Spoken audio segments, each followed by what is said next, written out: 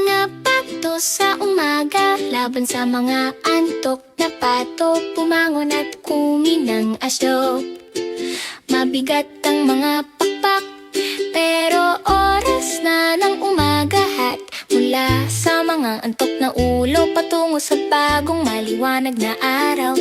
Tingnan natin kung paano makakatulong ang rutinang ito'y mga mata kalahating nakapikit, balahibo sa lahat ng dakoan, huni at hilik sa paligid ko. Tumatalon, tumtong pangitsyoy, masyado nagmamadali. Kwak, klang, klang, klang. Ang mga antok na pato ay flop, flop, flop. Ay hindi humihinto ang pagmamadali ng umaga, ha? Magulong simula at nakakatawang kilos yan. Naku, kailangan ng mga pato ng mas magagandang araw. Bakit?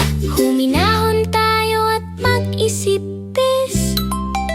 Bumangon, maghugas, kumain, isa, dalawa, tatlo. Splash, splash sa lawa, balahibo ay maayos.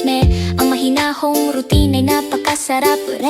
Planuhin hakbang-hakbang ini. Wala ng pagmamadali, wala ng stress o di. Malinis at kalmado mula ulo hanggang paa. Nagsisimulang kuminang ang pato sa umaga.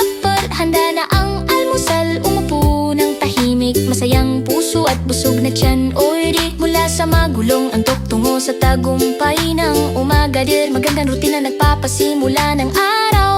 Ang mga pato sa umaga ay masaya at proud din. Kalmado at masaya, kwak kwak ng malakas. Kapag nagplano tayo at naglaan ng oras din, ang mga umaga ay talagang nagiging maganda. Dahan-dahan lang huminga ng malalim, feel. Tinutulungan tayo ng rutinang magising ng maayos, babe. Maliit na hakbang na sinusunod natin, iyan ang ginagawa ng lahat ng